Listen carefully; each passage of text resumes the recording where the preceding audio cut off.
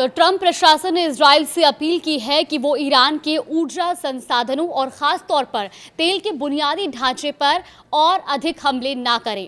एक सूत्र के अनुसार ये भी कहा जा रहा है कि ट्रंप ईरान की ऊर्जा और तेल सुविधाओं पर हमलों को डूम्सडे ऑप्शन मानते हैं और इसे केवल तब इस्तेमाल किया जाना चाहिए जब ईरान पहले खाड़ी के तेल सुविधाओं पर जानबूझकर हमला करे। नमस्कार, आप देख रहे हैं न्यूज़ 18 का डिजिटल प्लेटफॉर्म और मैं हूं आपके साथ जागृति खंतवाल। तो देखिए, पश्चिमी एशिया में जारी भीषण जंग के बीच एक बड़ा कूटनीतिक मोड़ आया है।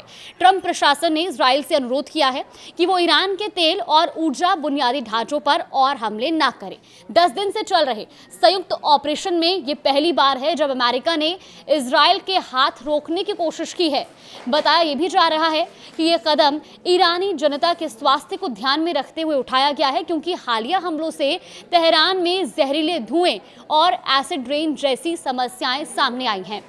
अमेरिकी प्रशासन का मानना है कि निरंतर हमले ईरानी जनता को परेशान कर रहे हैं और उनका उद्देश्य शासन के खिलाफ जनता का समर्थन करना है, ना कि बुनियादी सुविधाओं को नुकसान पहुंचाना। साथ ही ट्रंप प्रशासन ईरान के तेल क्षेत्र के साथ भविष्य में सहयोग की योजना भी बना रहा है। अब इस बीच अमेरिका को डर है कि हमलों के जवाब में ईरान खाड़ी देशों के ऊर्जा ठिकानों पर पलटवार कर सकता है, जिससे वैश्विक तेल बाजार प्रभावित हो सकता है। एक रिपोर्ट में यह भी बताया गया कि पिछले दिनों इजराइल द्वारा ईरान के एनर्जी सेक्टर को निशाना बनाते हुए किए गए हमलों से तेहरान में जहरीला काला धुआं और उसकी एक चादर छा गई और साथ ही वहां एसिड रेन होने की भी खबरें सामने आई हैं, जिससे आम जनता के स्वास्थ्य पर गंभीर खतरा मंडरा रहा है। और इसी को ध्यान में रखते हुए डोनाल्ड ट्रंप के प्रशासन ने इजराइल से ईरान के तेल डिपो पर हमला ना करने की बात कही है। अब सवाल ये कि क्या ये तेल इकोनॉमी को बचाने की रणनीति है?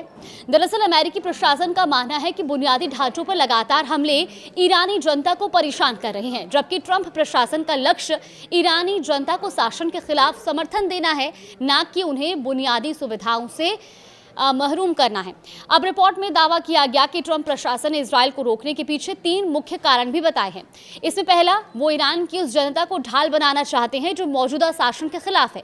दूसरा, ट्रंप का भविष्य का विजन ईरान के तेल क्षेत्र के साथ व्यापारिक सहयोग करना है। और तीसरा सबसे महत्वपूर्ण कारण ये है कि ईरान इन हमलों के जवाब में खाड़ी देशों के तेल ठिकानों पर ड्रोन हमले कर सकता है, जिससे वैश्विक बाजार में तेल की कीमतें अनियंत्रित होकर और बढ़ सकती हैं।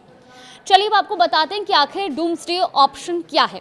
दरअसल रिपोर्ट के अनुसार मामले की जानकारी रखने वाले सूत्रों का कहना है कि ट्रंप ईरान के तेल ठिकानों पर हमलों को डूम्सडे ऑप्शन यानी कि कयामत का विकल्प मानते हैं। वो इसे केवल तब इस्तेमाल करना चाहते हैं जब ईरान जानबूझकर खाड़ी के तेल ठिकानों पर हमला करे। वहीं डोनाल्ड ट्रंप ने ट्रुथ सोशल पर चेतावनी दी कि अगर ईरान ने वैश्विक तेल आपूर्ति को नुकसान पहुंचाया तो उसे 20 गुना ज़्यादा सख्त जवाब दिया जाएगा। उन्होंने ये भी लिखा कि अमेरिका ऐसे लक्ष्यों को निशाना बनाएगा जिससे ईरान के लिए एक राष्ट्र के रूप में दोबारा खड़ा होना नामुमकिन हो जाएगा। वहीं इस पर अब लिंडसे ने भी आगाह किया है। दरअसल रिपब्लिकन पार्टी के वरिष्ठ सीनेटर लिंडसे ग्राहम ने भी इजरायली हमलों की आलोचना करते हुए सावधानी बरतने को कहा और उन्होंने भी सोशल मीडिया प्लेटफॉर्म पर लिखा कि लक्ष्य चुनते वक्त इस बात का ध्यान रखें कि ईरानी जनता को आज़ाद कराना हमारा मकसद है। शासन के पतन के बाद ईरान की तेल अर्थव्यवस्था एक बेहतर जीवन शुरू करने के लिए अनिवार्य होगी। उन्होंने ये भी साफ किया कि तेल के बुनियादी ढांचों को पूरी तरह नष्ट करना भविष्य के लिए घातक साबित हो सकता है।